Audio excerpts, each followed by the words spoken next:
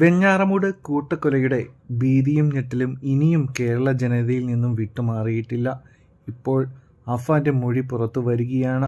3 പേരോടുള്ള ഒടുങ്ങാത്ത സ്നേഹവും 3 പേരോടുള്ള അടങ്ങാത്ത പകയുമാണ് ഈ കൊലപാതകങ്ങൾക്കൊക്കെ കാരണമെന്ന് അഫാൻ പറയുന്നു. കടം കാരണം ജീവിക്കാനാവാതെ വന്നതോടെയാണ് മാതാവിനെയും സഹോദരനെയും സുഹൃത്തിനെയും കൊലപ്പെടുത്തി ജീവനൊടുക്കാൻ തീരുമാനിച്ചത്. കടുത്ത പ്രതിസന്ധിയിലും ആഭരണമോ പണമോ നൽകി സഹായിച്ചില്ല എന്നതായിരുന്നു മുത്തശ്ശി സൽമ ബീവി, പിതൃ സഹോദരൻ ലത്തീഫിന്റെ ഭാര്യ ഷാഹിദ എന്നിവരോടുള്ള പകയ്ക്ക് കാരണം. പണം കടം വാങ്ങി ദൂർത്തടിക്കുന്നു എന്ന പേരിൽ ലത്തീഫ് വഴക്കു പറയുകയും ഉപദേശിക്കുകയും ചെയ്തു.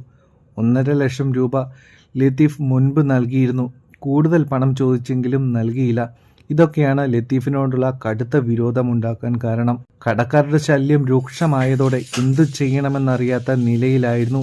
മാതാവിന്റെ ചികിത്സയ്ക്ക് പോലും പണമില്ല. മാതാവിനെയും അനുജനെയും ഒറ്റയ്ക്കാക്കുവാനുള്ള മനസ്സും വന്നില്ല.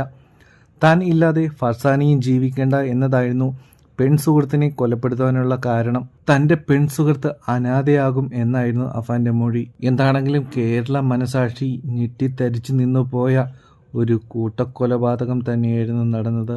കൂടുതൽ വീഡിയോസിനായി കാത്തിരിക്കുക. നമ്മുടെ ചാനൽ സപ്പോർട്ട് ചെയ്യുക, സബ്സ്ക്രൈബ് ചെയ്യുക. Take care.